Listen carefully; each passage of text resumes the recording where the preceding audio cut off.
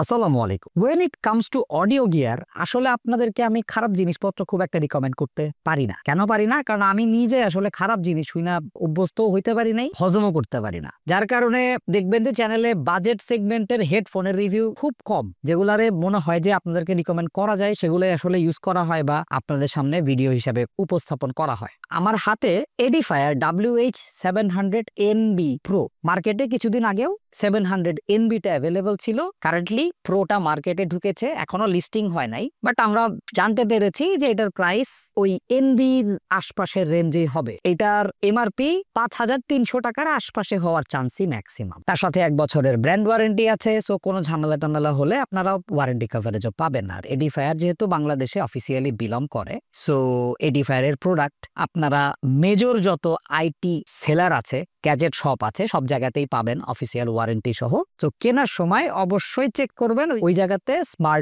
Smart স্টিকারটা আছে কিনা। তো চলেন আমরা রিভিউ শুরু করে ফেলি। Let's dive into the video. আপনারা ড্রয়ারেডে চলে আসছেন আর আপনাদের সাথে আছি আমি হৃদয়।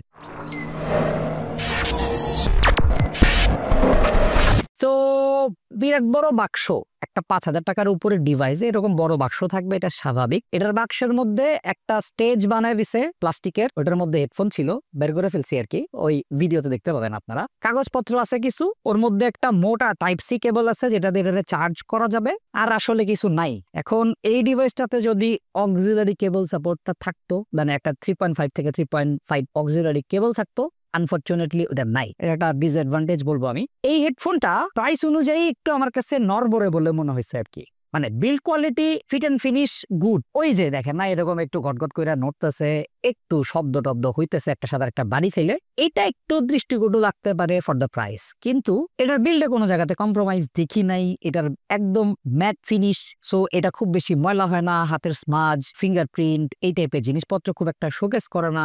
উপরের দিকে পিইউ লেদারের একটা কভার রয়েছে, নিচের দিকে সফট একটা কুশন রয়েছে। এটার এয়ার প্যাডটাও বেশ কুশনি। আমার কান যেহেতু একটু ছোট দলে, তাইলে আমার কাছে এটা একদম পুরা ওভার দ্য ইয়ার টাইপের একটা সিল ক্রিয়েট করতে পেরেছিল। ভেতরের দিকে মোটামুটি একটা সফট ফ্যাব্রিক দেওয়া আছে। এটারে আপনি বেশ কয়েক রকম কায়দায় ভাঁজ করতে পারবেন, ভাঙতে পারবেন। এটারে একটু মোচড়ামুচড়ি করলেও আসলে ক্যাক ক্যাক শব্দ করে না, জাস্ট খালি ওই একটু নড়াচড়া করলে না ওই ইয়োকটা একটু শব্দ করে আর কি। যাদের মাথা টাথা বড় তারা এটারে ছোট বড় করতে পারবেন। ভেতরে একটা স্টিলের সাপোর্ট দেখা যাবে, এই পাশে আবার প্লাস্টিক। সো পুরা হেডফোনটার অল্প কিছু জায়গাতে স্টিলের দেখা পাওয়া যাবে, স্পেশালি ইয়োকগুলোতে, আর এই হেডব্যান্ড এক্সটেন্ড করলে। তাছাড়া অন্যান্য জায়গাতে প্লাস্টিকের কোয়ালিটি ঠিক আছে। জাস্ট খালি ওই যে বললাম যে এটারে যদি ঘটঘট শব্দটা না করতো আমি আর একটু বেশি বলতাম আর কি। তাছাড়া এই হেডফোনটারে একদম ফ্ল্যাট করে রাখা যাবে, সো আপনি মাথার উপরে রাখলে এটা ঘাড়েও রাখতে পারবেন এভাবে, আবার সমান করেও রাখতে পারবেন আর কি। তাছাড়া এমনি ভাঁজ কইরা ব্যাগের মধ্যে কইরাও বিভিন্ন জায়গাতে নিয়ে যাওয়া যাবে। বক্সের মধ্যে একটা পাতলা যদি ক্যারিং ব্যাগ দেওয়া যাইতো, হার্ডশেল দিলে তো কথাই ছিল না, তাহলে আর একটু বেটার ভ্যালু অ্যাড হইতো বলে আমার মনে হয়। রিগার্ডলেস, এটার কমফোর্ট আমার কাছে ঠিকঠাক বলে মনে হয়েছে। ক্ল্যাম্পিং ফোর্সটা খুব বেশি না, তবে উপরের দিকে আর নিচের দিকের প্রেসারটা আরেকটু ইভেন হতে পারতো। মানে যেটা হয় কি, আমি যখন পড়েছি আমার মাথার নিচের দিকের পোর্শনে একটু গ্যাপ থেকে যায়, এর ফলে সাউন্ডের ড্রাইভারটার পজিশনটা আসলে ঠিকঠাক থাকে না, সাউন্ড কোয়ালিটি একটু কম পাওয়া যায়। হেডফোনটা সবকিছু মিলায় 271 গ্রাম, সো এটা খুব একটা মাথার উপরে প্রেসার ক্রিয়েট করে নাই। আর এই জায়গাতে প্যাডিং থাকার কারণে মাথার উপরেও একটা কমফোর্টেবল সিচুয়েশন ছিল। এই হেডফোনটার আরেকটা ডিসঅ্যাডভান্টেজ হইতেছে এটাতে কোনো আইপি রেটিং নাই। যদিও এটা পরে মোটামুটি ভালোভাবে জিম টিম করা যাবে, ফিজিক্যাল এক্সারসাইজ, সকালবেলা দৌড়াদৌড়ি ইত্যাদি জিনিসপত্র অনায়াসে করা সম্ভব। সোয়েট টোয়েট নিয়ে ঝামেলা হবে না, আপনি জিম করতে পারবেন। অ্যাটলিস্ট ফিট এন্ড ফিনিশ সে কথাই বলে, বাট এটাতে কোনো রেটিং নাই, এটা একটু মাথায় রাখতে হবে। ক্লোজ ব্যাক হেডফোন, তার সাথে এএনসি আছে। আপনি এটা পরে আশপাশের অনেক নয়েজ থেকে পরিত্রাণ পাবেন, এএনসি অন করার দরকার নাই। এটার এএনসি খুব অ্যাগ্রেসিভ কিছু না, যে বলছিলাম আমার কানের নিচের পোর্শনটাতে একটু গ্যাপ থাকে, যার ফলে এএনসির ফুল এসেন্সটা আমি পাই নাই। বাট আমার এএনসি অন করা লাগে নাই অনেক ক্ষেত্রেই, আমি এটা পরেই একটা কমফোর্টেবল সিচুয়েশন পাইছি আর কি। তাছাড়া এটার কমফোর্ট ছিল কানেক্টিভিটিতে, ফোনের সাথে কানেক্ট করার পরে লিটারালি আর কোনো ঝামেলাই করতে হয় নাই। এটার একটা সুন্দর অ্যাপ আছে, এডিফায়ার কনেক্স। এই অ্যাপের ভেতর থেকে আমরা খুব বেশি অপশন পাইছিলাম ব্যাপারটা এরকম না। তো সাউন্ড ইফেক্টের মধ্যে আমরা সব মিলায় 4টা ইকিউ প্রোফাইল পাইছি।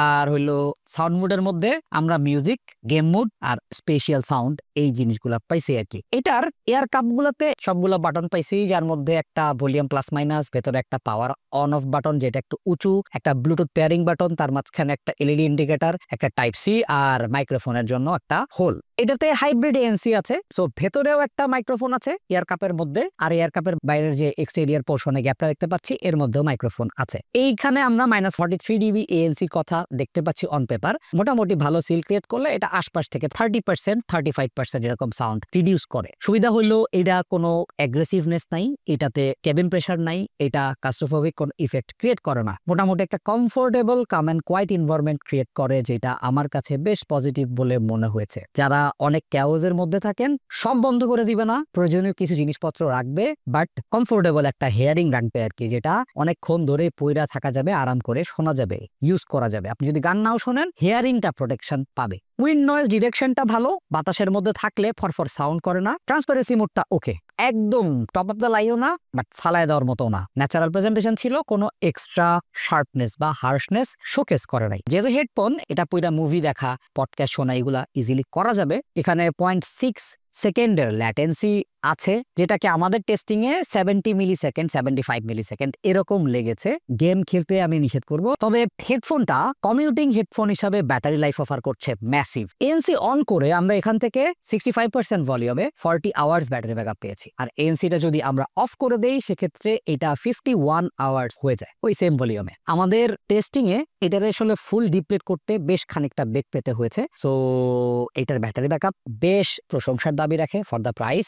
এটা যে কোনো ইউজারকে একটা বড় রকমের হেল্প করবে। এটার চার্জিংটা একটু কম্পারেটিভলি স্লো, 2 ঘন্টার কাছাকাছি সময় দিতে হয় টাইপ সি দিয়ে। 10 ওয়াটের চার্জার দিয়ে আমরা চার্জ দিয়েছি, কোনো রকম ঝামেলা হয় নাই। তবে আমি বলবো অবশ্যই 10 ওয়াট কিংবা 15 ওয়াটের অ্যাডাপ্টার ইউজ করতে। এর থেকে হাই চার্জিং স্পিডের অ্যাডাপ্টার ইউজ করে এইটাতে আসলে ব্যাটারি হেলথের উপরে প্রেসার পড়ার চান্স আছে। আর ব্যাটারি স্ট্যাটাসটা ইউজুয়ালি এই যে এলইডি ইন্ডিকেটর রয়েছে এখানকার কালার দেখেও বোঝা যাবে, আর অ্যাপের সাথে যদি কানেক্ট করেন ওই জায়গাতে আসলে ডিরেক্টলি পার্সেন্টেজ শো করবে। আইরনিক্যালি এই ডিভাইসটা ব্লুটুথ 5.4 স্টেবল কানেক্টিভিটি সাপোর্ট করলেও এখানে কোনো হাই রেস কোডেক নাই।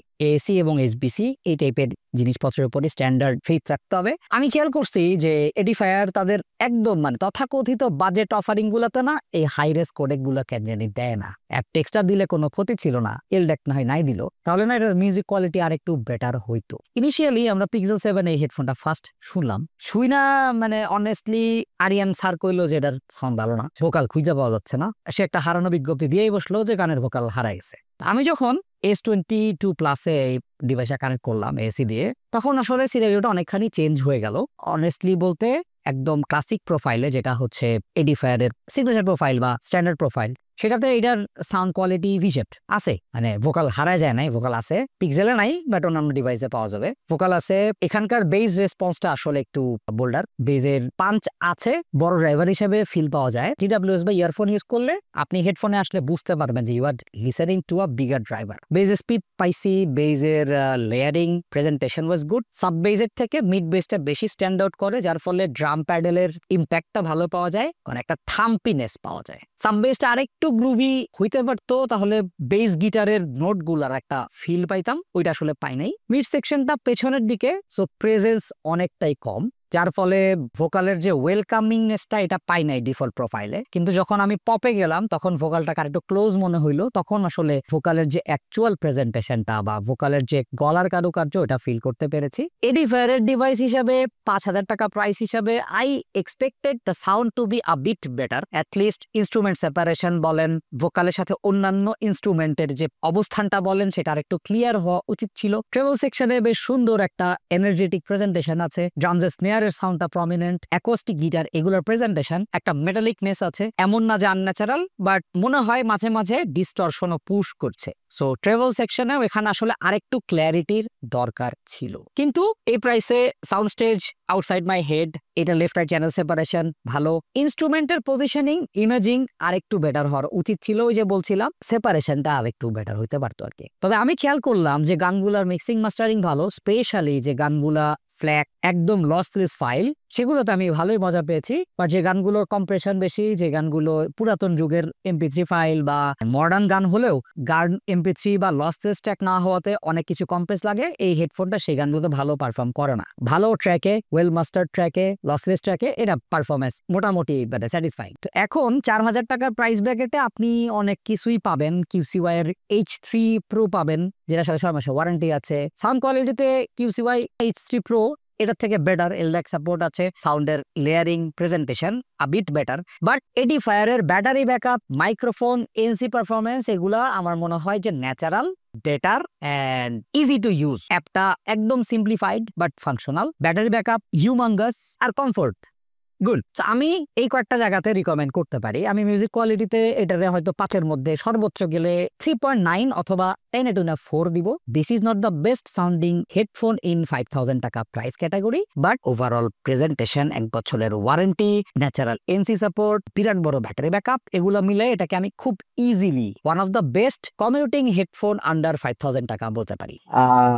এডিফায়ারের একটা প্রিমিয়াম হেডফোন, এই হেডফোনটা 10 মিনিট চার্জ দিলে নাকি প্রায় 10 ঘন্টা ব্যাটারি ব্যাকআপ দিতে পারে। এনিওয়ে, এই হেডফোনটা কমফোর্টেবল, এটা নিয়ে কোনো সন্দেহ নাই। এই হেডফোন দিয়ে কথা বলাটা একটা চ্যালেঞ্জিং ফ্যাক্টর, কারণ হেডফোনের মাইক্রোফোন দেখেন এই যে এটার নিচে, তো মুখ দিয়ে যখন কথা বলে এই কথাগুলার সাউন্ড ফ্রিকোয়েন্সি ডিরেক্ট এইদিকে বা এদিকে ছড়ায় যায়, এটা এই পর্যন্ত আসতে আসলে একটু প্যারা খাইতে হয়। তো মাইক্রোফোনটা যদি ভালো হয় তাহলে কথা বলে একটা স্ট্যান্ডার্ড রেজাল্ট পাওয়া সম্ভব। আর মাইক্রোফোন যদি অতটা ভালো না হয়, সেক্ষেত্রে ওই যে হয় না, ফোনে কথা বলে বুঝে না, রোমেনার মা বললে অন্য কারো নাম শুনতে পারে, ঝগড়াঝাটি লেগে যেতে পারে, ইত্যাদি অনেক ঝামেলা হইতে পারে। বাট এডিফায়ার একটা স্ট্যান্ডার্ড পারফরমেন্স দিয়েছে মাইক্রোফোনের ক্ষেত্রে।